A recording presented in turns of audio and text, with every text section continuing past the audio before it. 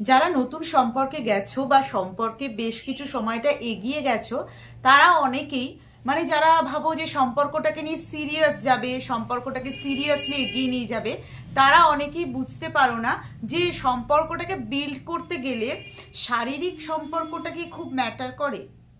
সম্পর্কটাকে বিল্ড করতে গেলে কি একে অপরের কাছে আসা খুব দরকার, তবেই কি সম্পর্ক বিল্ড হয়, না হলে কি একটা ভালো হেলদি রিলেশনশিপ বিল্ড হয় না।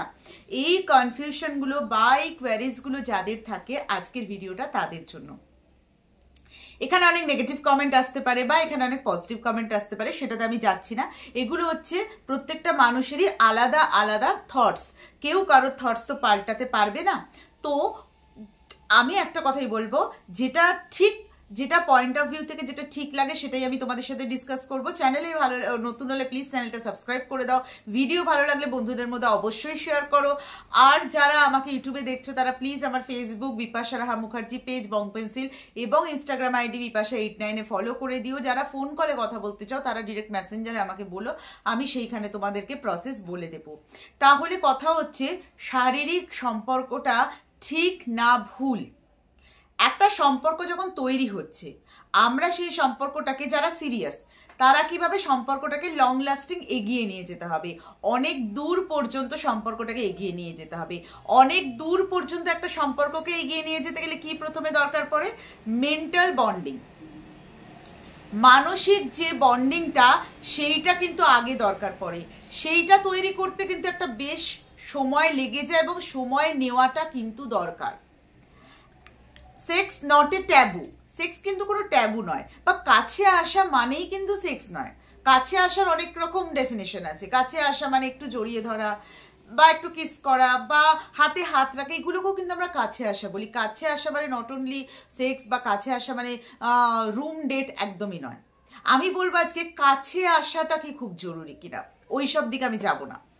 তো মেন্টাল বন্ডিংটা স্ট্রং করা খুব দরকার। এবার একটা সম্পর্কে মেন্টাল বন্ডিং কিভাবে স্ট্রং হবে? সেই মানুষটাকে আমি চিনবো, জানবো, তার পছন্দ, তার অপছন্দ, তার ভালো লাগা, তার খারাপ লাগা, সে আমাকে কতটা রেসপেক্ট করে। সে যদি আমি ছেলে হই তাহলে সে মেয়েদেরকে, নট অনলি মেয়েদেরকে কতটা রেসপেক্ট করে, বা আমি যদি মেয়ে হই সে আমাকে, নট অনলি সব ছেলেদেরকে কিভাবে রেসপেক্ট করে সেইটা দেখবো। সে আমাকে কতটা সময় দিচ্ছে, এই জিনিসগুলো থেকে আস্তে আস্তে মেন্টাল বন্ডিংটা কিন্তু স্ট্রং হতে থাকে। মেন্টাল বন্ডিংটা যখন স্ট্রং হয়ে যায় তারপরে আসে কিন্তু কাছে আসে ব্যাপারটা। তাই যে কোনো সম্পর্কে কাছে আসাটা কিন্তু ভীষণ দরকার। কাছে যতক্ষণ না আসবে সেই মানুষকে কিন্তু সঠিকভাবে তুমি অনুভব করতে পারবে না।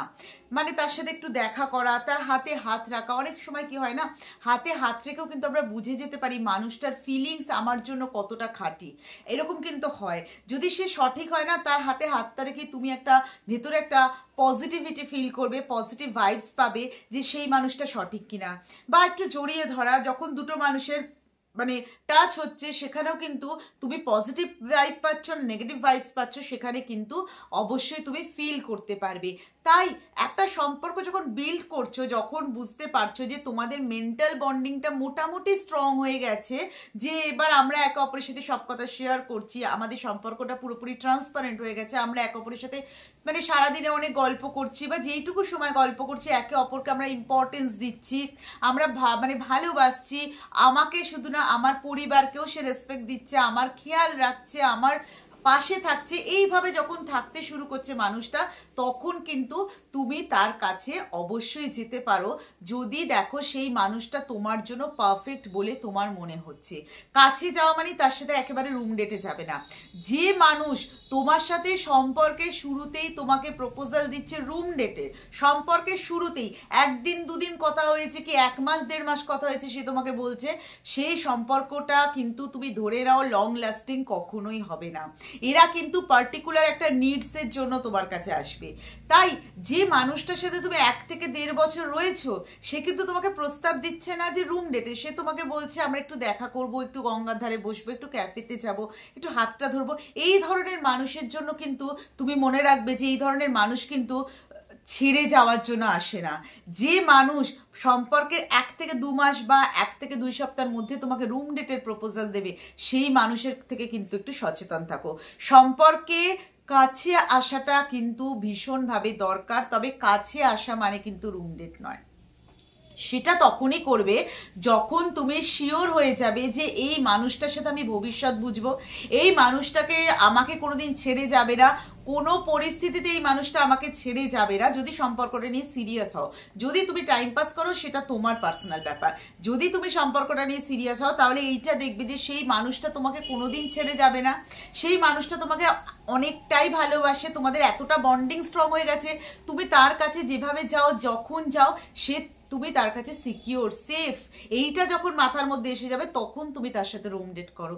বাট সম্পর্কে থাকলে কিন্তু কাছে আসাটা খুব দরকার হয়ে পড়ে। একটু গঙ্গার ধারে বসা, একটু হাতে হাত রাখা, একটু জড়িয়ে ধরা, এই জিনিসগুলো কিন্তু সম্পর্কে ভীষণ ম্যাটার করে।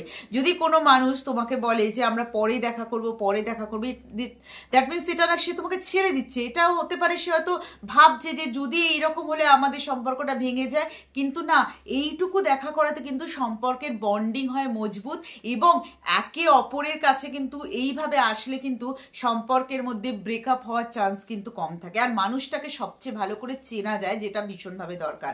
তাই মানুষটাকে চিনতে হলে, জানতে হলে মেন্টাল বন্ডিংটা কিছুটা স্ট্রং করে নিয়ে, ভার্চুয়ালি স্ট্রং করে নিয়ে তারপর কিন্তু তার সাথে রিয়েলে মিট করাটা কিন্তু ভীষণ দরকার।